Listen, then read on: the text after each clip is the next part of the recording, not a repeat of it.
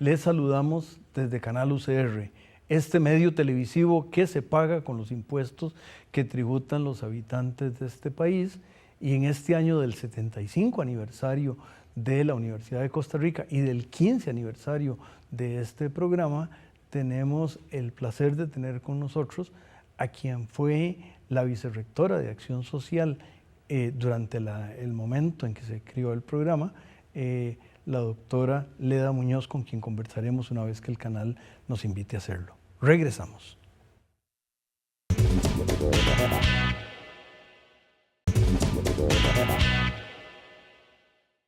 Continuamos, amigas y amigos, conversando con doña Leda, que, como dije en la introducción, era la vicerrectora de Acción Social en el periodo en el cual nació este programa, y entonces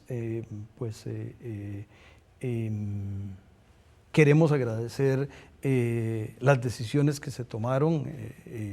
Don Gabriel Macaya era el rector y doña Leda le acompañó en los dos periodos en los cuales él dirigió la universidad, y nos parecieron 8 años maravillosos. Muchas gracias. Para mí también fue un honor servirle a la universidad. Fue el periodo de 1996 al 2004, hace bastante tiempo ya, y fue una experiencia extraordinaria que marcó mi vida de ahí en adelante. Tal vez alguna relación, doña Leda, un poco con las decisiones, y tal vez voy a hacer una pequeña introducción.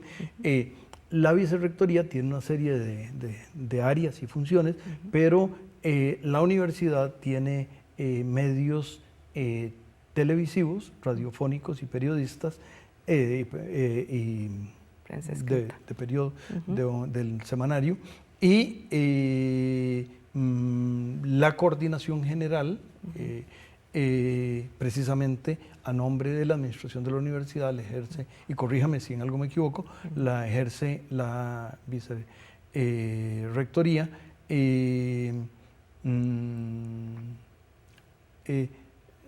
Tal vez confieso que yo que había tenido una experiencia en la radio y que me había tocado hacer un programa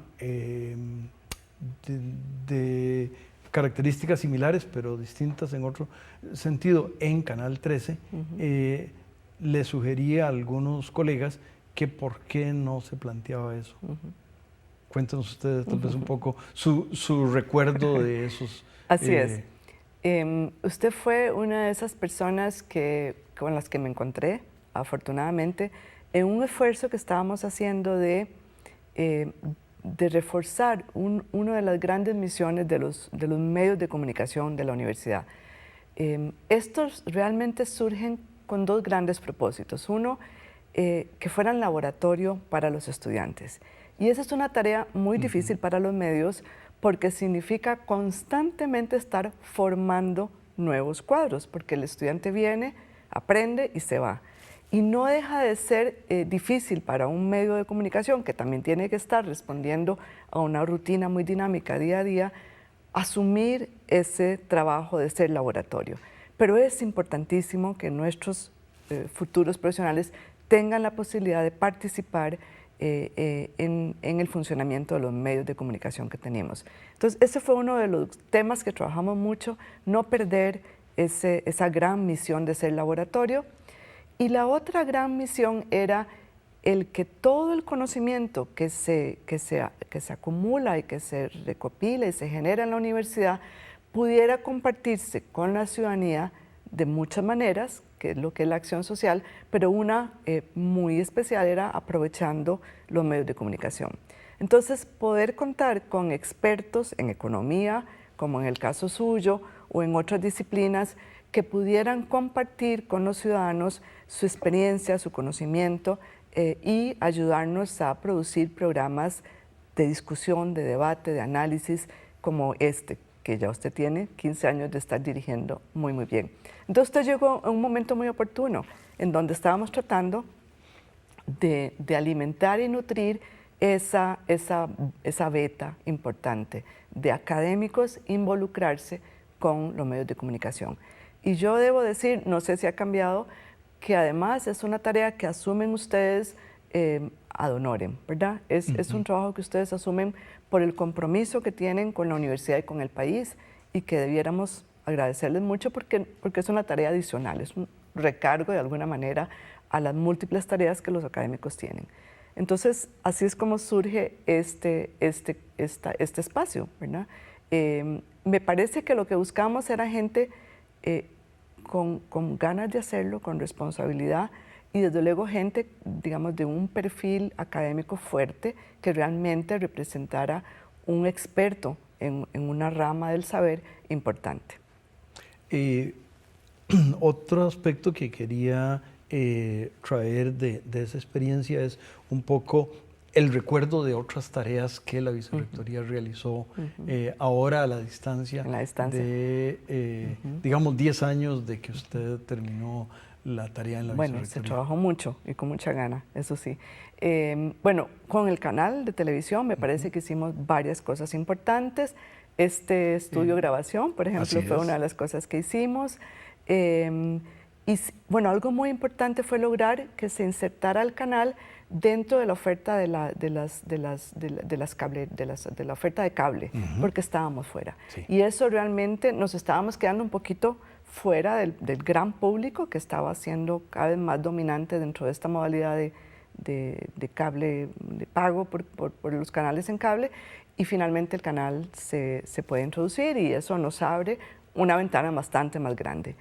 Bueno, la primera móvil, la primera unidad móvil, que además se construyó aquí, no se compró como tal, sino que la hicimos un poco, la hizo el canal, fue también una de las cosas que empujamos, y en general un gran esfuerzo de modernizar el equipo, todo el equipamiento del canal, que se había quedado un poquito rezagado. También hicimos un gran esfuerzo de fomentar la producción nacional, la producción propia, y reducir un poco aquellos programas enlatados que bajábamos un poco, a veces hasta sin permisos, teníamos ahí como un espacio, eran otros tiempos, pero sí fortalecer lo que era la producción propia, y creo que eso se logró. Yo sentí que el canal era una de esas flechas importantísimas de la acción social, y creo que es así, creo que es interesante, y no sé si a usted le sucede, cómo uno está en el supermercado o en la feria de la agricultura, y la gente lo reconoce a uno, y la gente dice, yo lo veo, y yo vi su programa el otro día, ¿verdad? Se llega a los hogares del costarricense, y la ciudadanía mira aquí un espacio realmente independiente y de mucha calidad. Tal vez ya que mencionó eso, y en él a muchos otros, la semana pasada estaba precisamente en la fila ya para pagar, y alguien a quien tuve que rodear me interrumpió para decirme, yo veo su programa, entonces yo fui el que interrumpí, porque le agradecí y eso ocurre, ¿verdad? Eso pasa muy a menudo. Yo le decía a él que hacemos los programas para gente que no sabemos quién va a estar al otro lado. Así es, y entonces es gratificante eso, es muy estimulante. Y me parece importante para los recursos que la universidad y el país ponen en este proceso, y el de la radio y el en la radio y en la prensa escrita. Sí. Ahora, en las otras dimensiones de la acción social, porque la acción social es bien diversa, bueno, fortalecimos o tratamos de trabajar muchos temas. Uno era, de nuevo, rescatar el espíritu original del TCU, que siempre está ahí, pero que es fácil distorsionarlo en el camino, ¿verdad? Y es que el estudiante tenga un contacto con la realidad nacional, que no sea un futuro profesional que estamos formando en la Torre Marfil, ¿verdad? Ajeno o de espalda a la realidad, que pudiera tener una experiencia de conocer las necesidades de muchos sectores y ojalá desarrollar una sensibilidad como futuro profesional para también responder a esa otra Costa Rica que está allí necesitando mucho de nuestro trabajo. Hicimos un gran esfuerzo de ampliar y fortalecer la educación continua. Ciertamente estamos experimentando desde entonces una revolución en lo que es el acceso al conocimiento. La Internet ciertamente nos transformó profundamente eso. Algunos dicen que está democratizando el acceso al conocimiento, ojalá que sí, eso no pasa espontáneamente, hay que inducirlo, pero también se está transformando la producción de conocimiento. Lo que formamos hoy aquí en la universidad con mucha pertinencia, con mucha relevancia, con mucha excelencia, en 5 años ese conocimiento ya se transformó. Sí. Y la universidad necesita generar mecanismos para que sus egresados puedan seguir aprendiendo a lo largo de toda la vida, seguir actualizándose como profesionales, y eso es de alguna manera esa educación continua. Y trabajamos mucho en esa línea, armamos un consejo universitario, un consejo de académicos para alimentar la evolución de esa línea. Empezamos a juntar un fondo grande, porque aquí siempre nos falta el espacio en la universidad, y la educación continua tiene que responder a las necesidades de la población que está trabajando. Eso. Entonces necesitamos dar cursos de actualización o de capacitación o de ampliación sábados o de noche o en horarios muy diversos, y pensábamos que era importante tener un espacio dedicado a la educación continua, no importa de qué disciplina fuera, pero que si un profesor de economía o de historia o de salud quisiera dar un curso de actualización para sus profesionales, pudiera tener toda la disponibilidad de infraestructura y de equipos. Entonces armamos un fondo, eso quedó listo para poder construir allí aulas y pequeños auditorios para la educación continua. Y yo sigo pensando que la educación continua es una gran tarea que la universidad tiene que continuar nutriendo y fortaleciendo. El recambio en el conocimiento es tan acelerado que necesitamos dar esas posibilidades de continua formación y actualización de los docentes y profesionales. Y de ese recambio, en un área distinta y maravillosa, hablaremos una vez que el canal nos invite a regresar. Les acompañaremos entonces.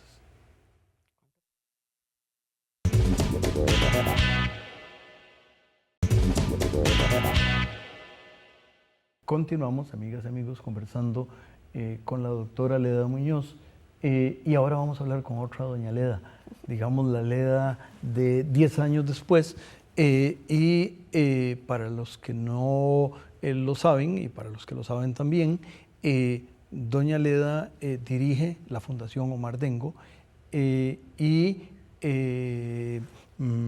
esta es una de esas experiencias, aunque no tuvo lugar en el siglo XXI, me parece a mí que es una de las instituciones siglo XXI de este país. Tiene características muy interesantes en el sentido de que no es ni sector público ni sector privado, sino que tiene unas estructuras especiales que doña Leda va a comunicar y que conoce mejor que yo. Y además me parece muy importante el tema de que si en el primer segmento hablamos del pasado y con el nacimiento de este programa, ahora hablaremos del futuro, porque la clientela básica de la fundación son los niños y ese es el futuro. Así es. Sí, la verdad que yo he tenido ese gran privilegio de poder asumir proyectos muy diversos y de alguna manera reinventarme en el camino, y eso siempre es estimulante, y creo que aunque uno envejece, estas oportunidades lo rejuvenecen a uno. La Fundación Omar Dengo tiene 28 años de haber sido fundada. Surge cuando las computadoras personales empiezan a ser una opción digamos, relativamente cercana para la persona, para el ciudadano. Me imagino Y que eran las PC, sí, hace 28 años. Eran cosas que haber sido, todavía enormes sí. y lentitas, pero realmente eran saltos muy importantes. Y un grupo de costarricenses muy diverso en el que estaba don Gabriel Macaya, exrector de la universidad, otros académicos, docentes, el ministro de Educación de entonces, ven el potencial de estas herramientas para la educación. Y se decide establecer la Fundación Omar Dengo en alianza con el Ministerio de Educación Pública para introducir las computadoras, las nuevas tecnologías en la educación. Ese diseño de cómo introducirlas fue muy importante. Costa Rica trabaja de la mano con un maravilloso, una mente maravillosa, don Seymour Papert del MIT, matemático, filósofo, docente, genio, que mira esas herramientas y dice, esta es una herramienta para aprender a pensar. Y entonces diseñamos una introducción de las computadoras en el sistema educativo costarricense que fue inédito en aquel momento y que sigue siendo una referencia internacional. El mundo empezaba a introducirlas en las escuelas, sobre todo a nivel de secundaria, para que los estudiantes se fueran preparando para el mundo laboral donde ya las computadoras empezaban a estar muy presentes. Y su introducción a los aparatos era un poco alfabetización tecnológica o digital. Costa Rica las introduce en primaria y la gente decía, están locos, ¿por qué en primaria? Porque la idea era que fuera un instrumento para enseñar a pensar, para el pensamiento crítico, para el pensamiento lógico, para resolución de problemas. La táctica fue enseñar programación a nivel de primaria a los chicos. Y aquello fue inédito y muchísima gente pensó que estábamos locos.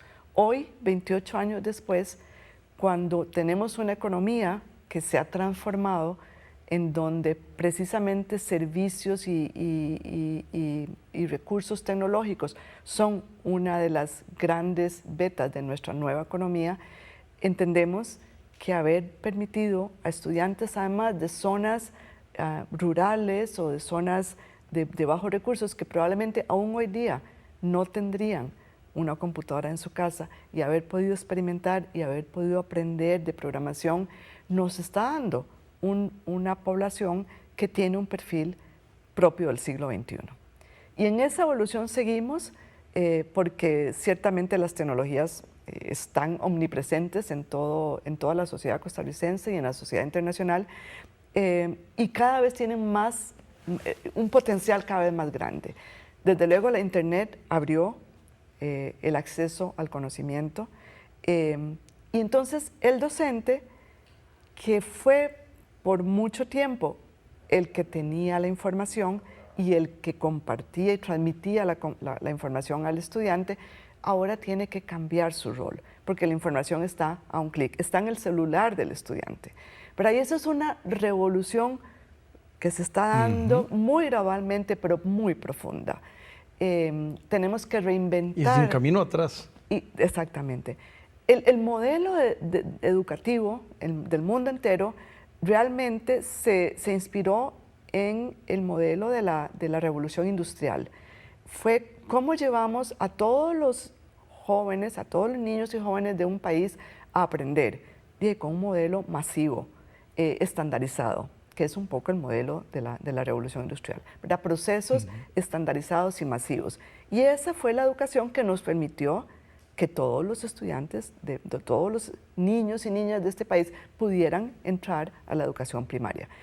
Pero las tecnologías y el acceso al conocimiento nos está permitiendo volver a un modelo más personalizado, donde pueda el estudiante aprender a su ritmo, donde pueda profundizar temas que son de su interés o que son sus propios talentos. Eso es transformar la educación, y en ese camino vamos, y el aporte de las tecnologías, que sigue siendo una herramienta para pensar, para aprender, es fundamental.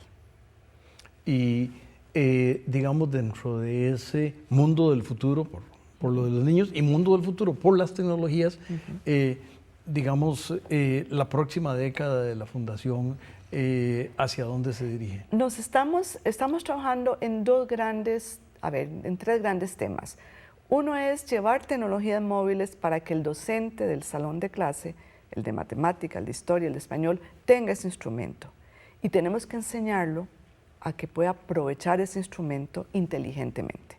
Porque uno de los errores que se ven en muchas partes es que simplemente la computadora es un cambio de formato. En lugar de tener un libro o una pizarra, se tiene la computadora. Y eso es un desperdicio del potencial de la computadora. Entonces, ¿cómo enseñar inteligentemente? ¿Cómo estimular el aprendizaje aprovechando las tecnologías? Es un gran tema de los próximos años. Y sí, la capacitación y el acompañamiento al docente va a tener que ser cada día más virtual. Y en eso estamos desarrollando toda una oferta que creemos muy pertinente para acompañar al docente en este cambio que se está dando. Y por otro lado, seguimos con el laboratorio de cómputo, que no es un laboratorio de cómputo tradicional porque no se va a aprender ofimática, sino programación. Los chicos diseñan sus videojuegos y diseñan una serie de productos. Queremos estimular ahí la creación y la innovación. El chico que sube a la internet, no el que consume lo que está allí. Esa es la gran aspiración nuestra, que sean creadores y productores. Entonces el laboratorio sigue siendo un espacio fundamental y cada vez más bien vamos enriqueciendo y profundizando nuestra oferta. Ahora hay todo lo que se llama el movimiento Maker, por ejemplo, que es empezar a programar la ropa o los objetos y que los chicos tengan una corbata que cuando ve a la novia saluda o qué sé yo, todas las cosas creativas que ellos pueden pensar, pero es y ahí no hay límite porque está la tecnología y está la mente de los chicos. De los chicos que ojalá se fortalezca y no se debilite, más bien que a veces ser adulto es perder un poco esa creatividad. Entonces el laboratorio sigue siendo un espacio más lúdico, más para hacer, más para trabajar en proyectos y más para desarrollar eso que se llama competencias del siglo XXI. Y luego estamos trabajando en una gran plataforma, esa está en construcción apenas y es de verdad el futuro, para que el estudiante también pueda autoaprender, porque el siglo XXI es del autoaprender. Y la tecnología facilita enormemente ese proceso. Entonces, que el estudiante que mañana quiera ser astronauta pueda seguir desarrollando esos intereses y no encuentre un techo en un docente que tiene una formación limitada y que no, ¿verdad? Y que no sabe tal vez todo lo que podría aprender un muchacho del sistema solar o del universo. O si lo que le interesa es el arte y la música, o si lo que le interesa es la economía, ¿verdad? Que pueda seguir desarrollando y profundizando en lo que a él le interesa a través de esta plataforma de autoaprendizaje y de compartir con otros. Porque por ejemplo, cuando un estudiante empieza a aprender música y empieza a conectarse a través de la internet con otros estudiantes que están haciendo música y empiezan a armarse una orquesta virtual y empiezan a producir música, pero ahí suceden milagros, digo yo, porque es esa interacción. Esas comunidades de aprendizaje son el ecosistema perfecto para el desarrollo de todas las capacidades de las nuevas generaciones. En eso estamos. Qué bueno, y conversamos en alguna ocasión con el director de el nuevo director de la Orquesta Sinfónica Nacional y uno de los temas fue el concierto inaugural de este año que tuvo a Gerard Brown, que fue, digamos, el iniciador de eso. Y uno de los temas importantes no es solo lo que él hizo, sino que los niños de esa época ya son los músicos maestros de nuevas generaciones. Exactamente. Ese es un ciclo maravilloso. Yo creo que con ustedes también, con 28 años, ya los primeros gentes de la fundación deben estar en N cosas. Yo me encuentro, y es de esas historias, ¿verdad?, que le dan sentido a lo que uno hace.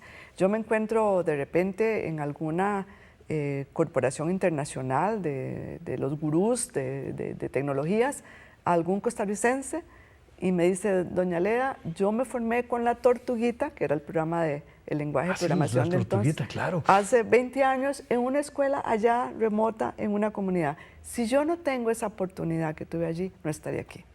Y uno se lo encuentra a menudo, y son grandes profesionales, ¿verdad?, que tuvieron esa oportunidad. Ese es el ciclo más estimulante que uno puede tener. Sí, a mí se me había olvidado lo de la tortuguita. La tortuguita, Obviamente, ya yo era un adulto. A veces la gente no se acuerda de la Fundación Omar Dengo, pero se acuerda de la tortuguita. Ese es el clic. Claro, y significó que hubo un diseño correcto. Así es. Y esto es abrir las mentes y dar instrumentos a los niños es la tarea más poderosa que puede haber. Y la más hermosa. Y de hecho los grandes gurús, Bill Gates, Zuckerberg y todos estos están empezando a fomentar la introducción de la programación en el sistema educativo de sus países. En el último minuto, no sé si nos quiera dar una reflexión hacia el pasado o hacia el futuro. Yo diría que pensando en la universidad, en la fundación, este es un país especial, es un país singular y ha tenido la capacidad de vislumbrar el futuro muchas veces y de armar grandes proyectos que nos ha permitido ubicarnos como nación en un lugar especial, en el concierto de las naciones. Y a mí me parece que eso debiera llenarnos no solo de orgullo, sino de esperanzas para seguir construyendo el futuro.